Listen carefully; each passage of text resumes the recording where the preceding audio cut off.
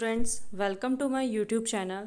आज हम पढ़ेंगे total history and civics ICSE morning star publisher की बुक में से उसका chapter number 1 the Harappan civilization. इस चैप्टर के ऊपर मैं पहले भी एक वीडियो बना चुकी हूँ, तो आपको मैं रिकमेंड करूँगी कि आप पहले जाके वो वीडियो देख लीजिए ताकि आपको आगे का चैप्टर अच्छे से समझ में आए। ठीक है, तो आज हम स्टार्ट करेंगे पॉइंट नंबर 2 से, the citadel. The raised area of each city was called the citadel. अब देखिए, जो उस टाइम पे जो सिटीज़ हुआ करती थी उन्हें दो पार्ट्स में डिवाइड किया गया था। मतलब उस टाइम पे इस तरीके से उन्होंने, मतलब जब उन्होंने एक्सकवेशन वगैरह करा तो उन लोगों को पता चला कि जो सिटी है उसमें उन्होंने क्या देखा कि एक एरिया जो है वो काफ़ी लोअर है और काफ़ी बड़ा है, और एक एरिया काफ़ी हायर है और छोटा सा है। ठीक है, मतलब उसकी हाइट ज़्यादा थी, तो उसे उन्होंने नाम दिया सिथेडल। ओके, इसलिए लिखा है कि जो रेस्ड एरिया है हर सिटी में जो उन्हें मिला उसे उन्होंने क्या बोला, सिथेडल बोला। It owned its height to the buildings constructed on mud brick platform. अब ऐसा कैसे हो सकता था, चलो कहीं पे कोई एरिया ऊंचा हो इसलिए वो एरिया, मतलब समझ रहे हो आप, वो जिस भी साइट पे गए हर साइट पे उन्हें एक एरिया हायर दिखा, एक एरिया जो था वो लोअर दिखा। अब वो हाई कैसे था, तो उसको पहले मड ब्रिक का पूरा प्लेटफॉर्म बनाया जाता था और उसके बाद उसके ऊपर कंस्ट्रक्शन किया जाता था। The citadel had the houses of the ruling class and important buildings like the great bath, the granary, the assembly hall and the workshop. अब जब वो लोग सिथेडल जो अपर पार्ट था उस पर गए तो उन्हें वहाँ पे बहुत इंपॉर्टेंट बिल्डिंग्स वगैरह मिली। जो उन्हें ग्रेट बाथ, जो इससे पहले वाले वीडियो में हमने पढ़ा था, वो भी उन्हें सिथेडल में ही मिला। ठीक है, वहाँ पे उन्हें ग्रैंडरी भी मिली, असेंबली हॉल भी थे और वर्कशॉप्स वगैरह भी थी। The citadel provides useful insight about the following. अब जब उन लोगों को सिथेडल मिला तो वहाँ से उन्होंने क्या क्या चीज़ें कंक्लूड की। The citadel points to the elaborate planning that went into the development of cities and justifies that the Harappan civilisation was an urban civilisation. Citadel हमें ये बताता है कि अब इतनी बड़े बड़े वहाँ पे उनको असेंबली हॉल मिल रहे हैं, उन्हें ग्रेट बाथ दिख रहा है। ठीक है, जो कि काफ़ी आपने देखा था फ़ोटोज़ में, आपकी बुक में भी फ़ोटो दिया है ग्रेट बाथ का, तो आप देखोगे कि इतने सब अगर कोई कंस्ट्रक्शन कर रहा है तो वो बिना प्लानिंग के तो कर नहीं सकता है। ठीक है, तो इसका मतलब उस टाइम पे भी, उस ज़माने में भी वो लोग प्लानिंग वगैरह करते थे। ओके, ब्रिक्स वगैरह आ गई थी। ओके, और सारी ब्रिक्स एक स्टैंडर्ड साइज़ की थी। तो आप समझ रहे हो, आप हड़प्पन सिविलाइजेशन को इसीलिए क्या बोला गया कि हड़प्पन सिविलाइजेशन क्या, एक अर्बन सिविलाइजेशन है। Second, the presence of specific building and houses of the ruling class indicate some sort of political organisation and social classification. Citadel में उनको क्या मिली, कुछ स्पेसिफिक टाइप की बिल्डिंग्स मिली, कुछ स्पेशल हाउसेस मिले। अब उन स्पेशल हाउसेस को देखकर उन्होंने कंक्लूड करा कि यहाँ पे ज़रूर जो पूरा रूलिंग पावर जिसके हाथ में होगा वो लोग यहाँ पे रहते होंगे। ठीक है, और इससे हमने ये जो है ये भी इंडिकेट करता है कि उस टाइम पे भी कुछ ना कुछ पॉलिटिकल ऑर्गेनाइजेशन रहे होंगे। ओके, जो पूरे एरिया को मतलब चलाते थे। और उस टाइम पे भी सोशल क्लासिफिकेशन था। क्यों, क्योंकि सिटी में दो पार्ट्स हैं, एक अपर पार्ट है जो चारों तरफ से वॉल से कवर्ड है। ठीक है, और एक लोअर पार्ट है जो बिल्कुल नॉर्मल है।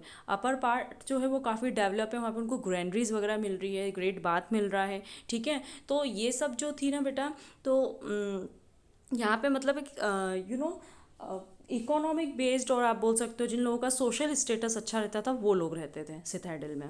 There were buildings on the citadel probably meant for public purposes like the granary and the great bath. अब जो ये ग्रैंडरी है, ग्रेट बात है, ऐसा नहीं राजा महाराजा थे उस टाइम पे। मतलब ग्रेट बात तो मतलब कोई भी, मतलब पब्लिक प्लेस थी वो एक। ठीक है, ग्रैंडरी थी तो वो इतनी बड़ी थी, तो और ऐसा लग रहा था कि हाँ वो वहाँ पे सब लोगों का अनाज इकट्ठा होता होगा। तो इस प्रकार से था वहाँ पे। नाउ आगे seals. The seals used by the Harappans show their artistic skills. अब बेटा जो सील्स वहाँ पे मिली वो भी, उससे हमें पता चलता है कि काफ़ी मतलब है ना आर्टिस्टिक स्किल्स उन लोगों में थी, क्योंकि जो सील्स थी ना वो बहुत ज़्यादा, उन पे छोटे छोटा इंस्क्रिप्शन, मतलब छोटा छोटा लिखा हुआ था, और साथ में उनमें क्या था बेटा, एनिमल्स के फोटोज़ भी थे। ओके, आगे भी हम पढ़ते हैं। About 2000 seals have been discovered. 2000 से भी ज़्यादा सील्स उनको मिली है। Of this a great maturity comprises short inscriptions. और मैक्सिमम पे जब उन्होंने स्टडी करा तो उनको मैक्सिमम सील्स पे, देखिए मैं आपको आगे फ़ोटो दिखाती हूँ सील्स का। ये देखिए, ये एक सील है, ये रही सील्स। ठीक है, ये जो उनको सील्स मिली उसमें से कुछ सील्स ये हैं। अब आप इनमें देखिए कितना छोटा छोटा जो भी लिखा हुआ है यहाँ पे, वो कितना छोटा छोटा लिखा हुआ है, ये देखिए, ये देखिए।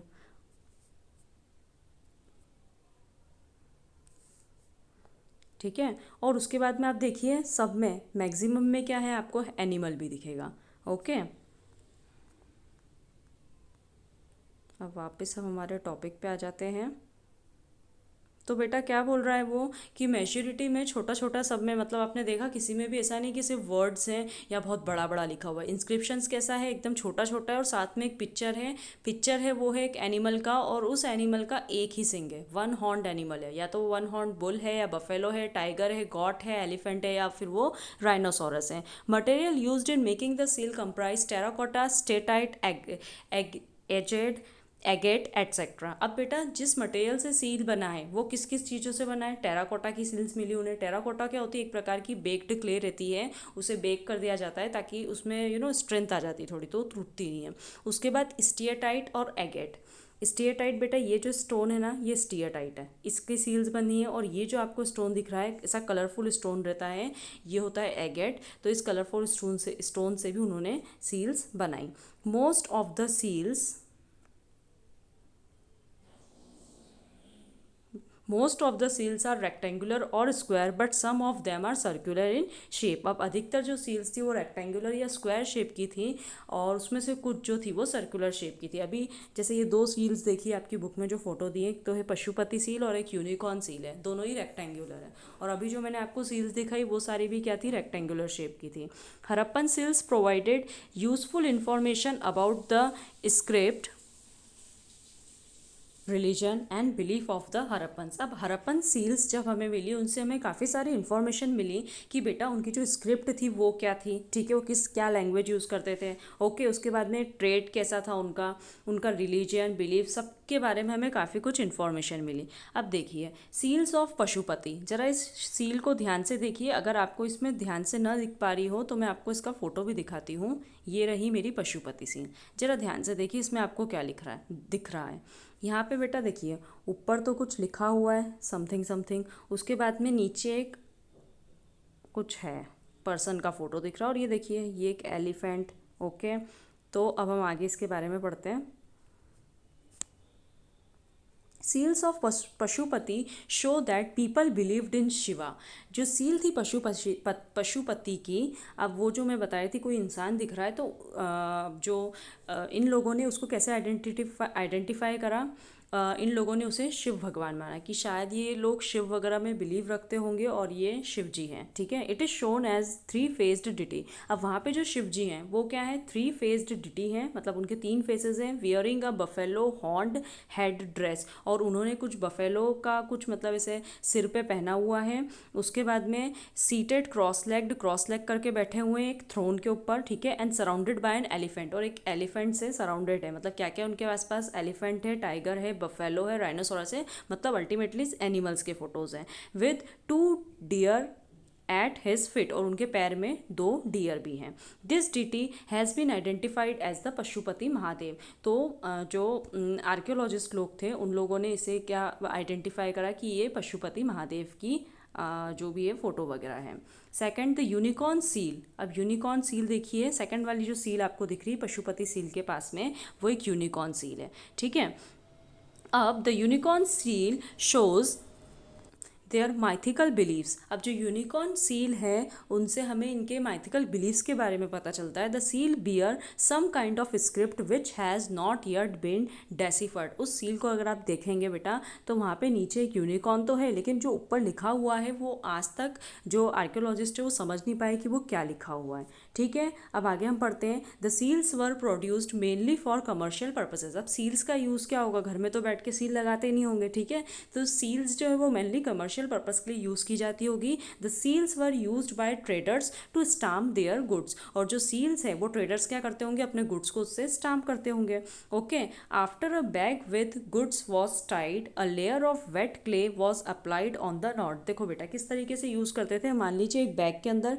जो भी गुड्स उनको भेजना है वो उन्होंने रखा, उसे बांधा, उसके बाद में उसको बांधने के बाद उसके ऊपर चारों तरफ गीली क्ले लगाई जाती थी। ओके, वेट क्ले लगाई जाती थी नॉट के ऊपर, और उसके ऊपर फिर फिर वो लोग क्या करते थे, जो सील है उसे प्रेस कर देते थे। अब जब उस सील को वो प्रेस करते होंगे तो उसके ऊपर एक इम्प्रेशन सा आ जाता होगा, ठीक है। If the bag reached it's destination with its seal intact, मान लीजिए वो बैग उन्हें जहाँ भेजना था वो जब वहाँ पे पहुँचा तो उस सील में कोई चेंज नहीं, जैसी सील लगाई थी वैसी की वैसी है। It indicates that it had not been tampered with, इसका मतलब ये हुआ सील अगर ऐसी वैसी की वैसी है, इसका मतलब ये हुआ कि किसी ने भी उस बैग के साथ में छेड़छाड़ नहीं करी है। It also conveyed the identity of the sender और द ओनर, और उस सील को देखकर उस टाइम में लोग पहचानते थे कि अच्छा ये जो पर्टिकुलर बैग है ये इसका ऑनर कौन है, इसको भेजने वाला कौन है। This seals were found in different regions, this indicates that the Harappan trade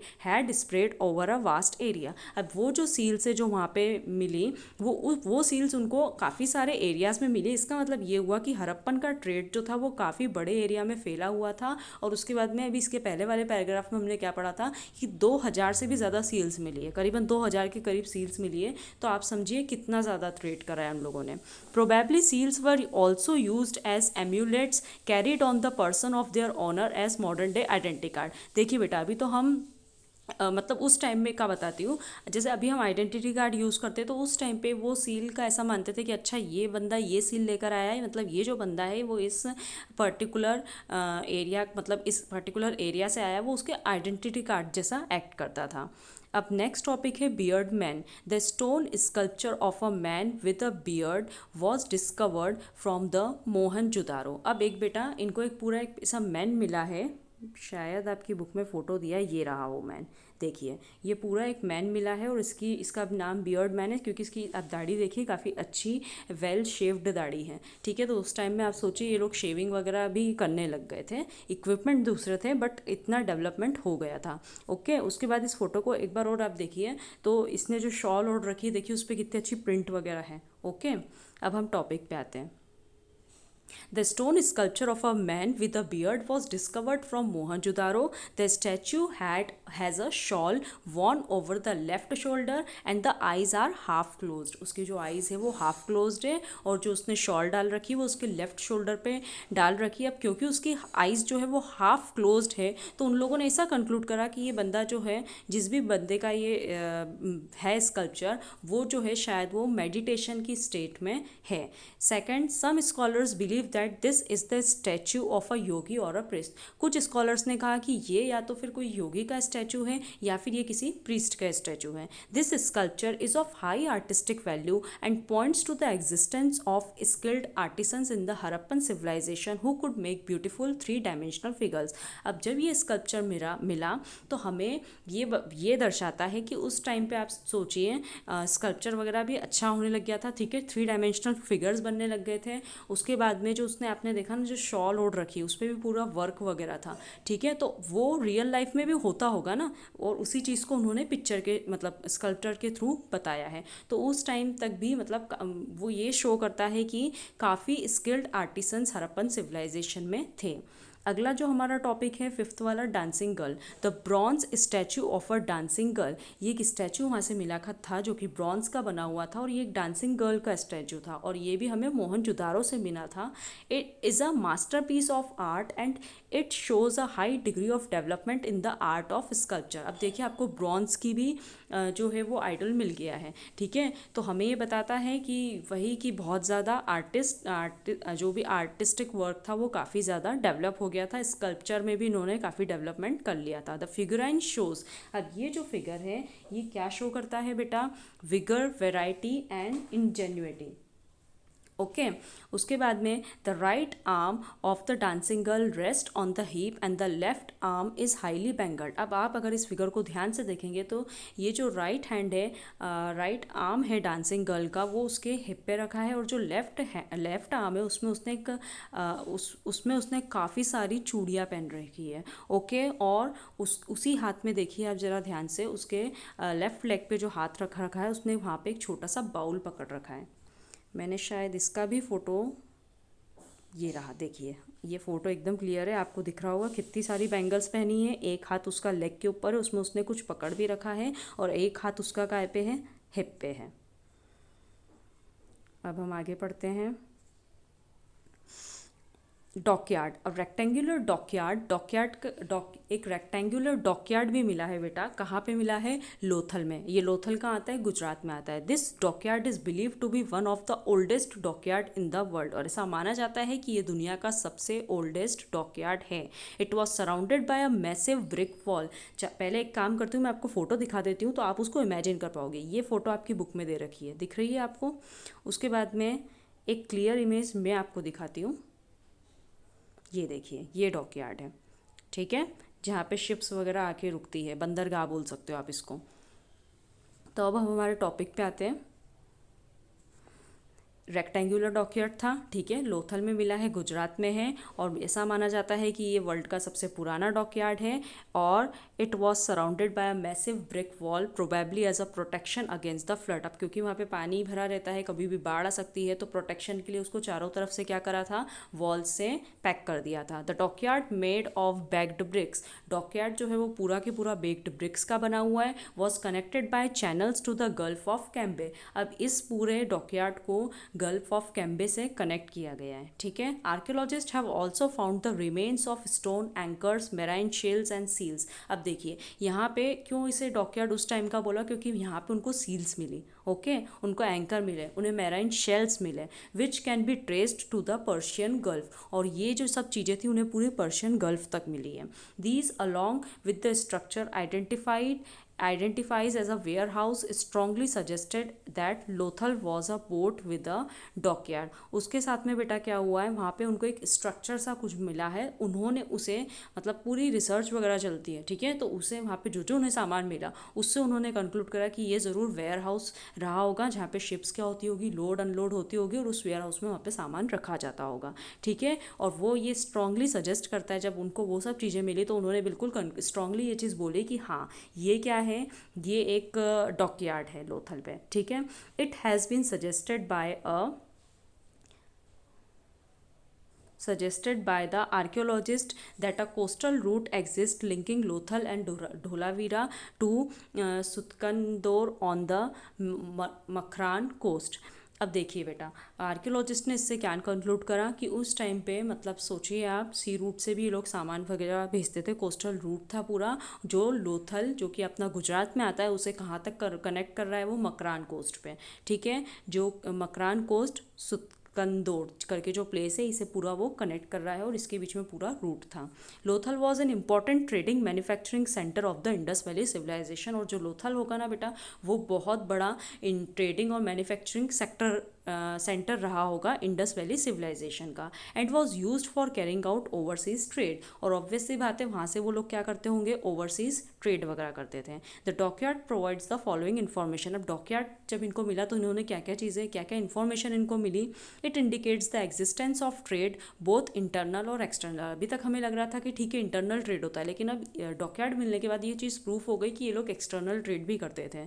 it testifies the hydraulic knowledge of the Harappans as the boat could dock at the Lothal. और ये हमें ये भी बताता है कि उनके पास पानी को किस तरीके से यूज़ करना है, ठीक है, हाइड्रोलिक नॉलेज उनको काफ़ी था, वो जानते थे कि हमको मतलब बोट्स वगैरह भी रही होगी फिर तो, किस तरीके से बोट्स आएगी, ओके, और डॉकयार्ड पे पूरा सामान उतारेगी, किस तरीके से लोड होगी, उनको काफ़ी कुछ नॉलेज था इन सब चीज़ों का। नेक्स्ट क्या है बेटा, हमारी स्क्रिप्ट। जी हाँ, the Harappans used a script which is regarded, script मतलब एक प्रकार से लिपि, तो the Harappan used a script which is regarded as pictographic. अब जैसे हमारी जो लैंग्वेज है इंग्लिश, उसमें अल्फ़ाबेट्स होते हैं, वैसे ही उनकी जितनी भी सील्स वगैरह मिली, ठीक है, सब पे उनको पिक्चर्स दिखे, तो उन्होंने क्या बोला कि इनकी स्क्रिप्ट जो रही होगी वो पिक्टोग्राफिक रही होगी, पिक्चर्स पे बेस्ड होगी। सिंस इट्स साइंस रिप्रेजेंट्स, और इनके जो साइंस हमें मिले तो वो किस किस चीज़ों के साइंस मिले, बर्ड्स के साइन, जैसे नीचे जो आप फोटो देख रहे हो इसमें आप देखिए इस प्रकार की इनकी स्क्रिप्ट थे, इसमें उनको बर्ड्स के साइंस, ठीक है, फिश के, वैरायटी ऑफ ह्यूमन फॉर्म्स के साइन मिले। द नंबर ऑफ साइंस, अब जितनी भी सील्स मिली उन पे जब ये काउंट करने बैठे तो इनको पता चला कि जो हरप्पन की स्क्रिप्ट है उसके अंदर कम से कम 375 से 400 साइंस हैं। The script is found inscribed on a number of seals. अब ये जो साइन दिख रहे हैं आपको, ये इनको एक आध सील पे नहीं मिले, ये काफ़ी सारी सील्स पे मिले हैं, ठीक है, कॉपर के टूल्स पे मिले हैं, जो अपने जार वगैरह ये लोग यूज़ करते थे। तो अब आप देखते होंगे कि जैसे कितनी बार अपन बर्तनों पे नाम भी लिखवाते हैं, ठीक है। तो वैसे जो जार के रिम्स थे उस पर मिले, कॉपर और टेराकोटा की जो टैबलेट्स थी उन पे मिले, ज्वेलरी वगैरह, एंशियंट जो साइन बोर्ड मिले, सब पे यही स्क्रिप्ट मिली है उन्हें। अब स्क्रिप्ट से हमें क्या इन्फॉर्मेशन मिलती है? The script used by the Harappans was not alphabetical as it has too many signs. अब जो स्क्रिप्ट ये लोग यूज़ करते थे वो अल्फ़ाबेटिकल तो बिल्कुल नहीं थी, क्योंकि 375 से 400, ठीक है, तो अल्फ़ाबेटिकल तो बिल्कुल नहीं थी, साइंस बहुत ज़्यादा थे, इसलिए वो अल्फ़ाबेटिकल नहीं थे। The script was written from right to left. बहुत अच्छी चीज़ है, जो स्क्रिप्ट इनको मिली ये राइट टू लेफ्ट लिखी हुई थी। हम लोग कैसे लिखते हैं? लेफ्ट टू राइट, और जो स्क्रिप्ट मिली है वो राइट टू लेफ्ट लिखी हुई थी। अब ये कैसे इन लोगों ने कंक्लूड करा, तो आगे देखिए। As is evident from a seal which shows wider space on the right than the left. क्या हुआ बेटा कि जैसे अपन लेफ्ट में एक मार्जिन छोड़ के और फिर लिखना शुरू करते हैं, ठीक है, तो इनको एक सील मिली जिसमें राइट में काफ़ी सारा स्पेस छुटा हुआ था और लेफ्ट में बिल्कुल एंड तक लिखा हुआ था। Indicated that the engraver might have started from the right end he ran out of space when he reached the left hand side। क्या हुआ होगा?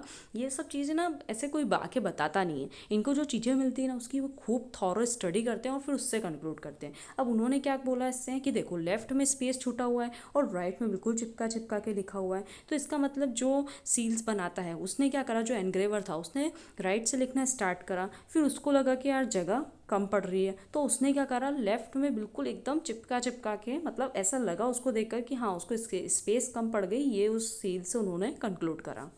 The availability of the script on a wide variety of objects indicates that probably many people were literate। अब देखिए seals पे तो लिखा था वो तो ठीक है, वो ट्रेडर्स यूज़ करते हैं, लेकिन आप देखो जो जार्स वगैरह मैंने जैसे आपको बताया, कॉपर के जार, ज्वेलरी की साइन बोर्ड्स भी हुआ करते थे, तो इससे ये समझ में आता है कि उस टाइम पे भी उस सिविलाइजेशन के काफ़ी मैनी पीपल जो थे वो क्या थे, लिटरेट थे, पढ़े लिखे थे, ठीक है।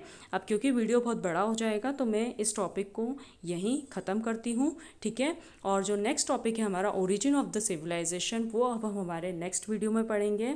ओके, तो ये मैंने आपको फ़ोटोज़ भी दिखा दी है, ये डांसिंग गर्ल का फ़ोटो है और ये जो है हमारा डॉकयार्ड का फ़ोटो है। तो अगर आपको ये वीडियो पसंद आया हो तो please like, share and subscribe.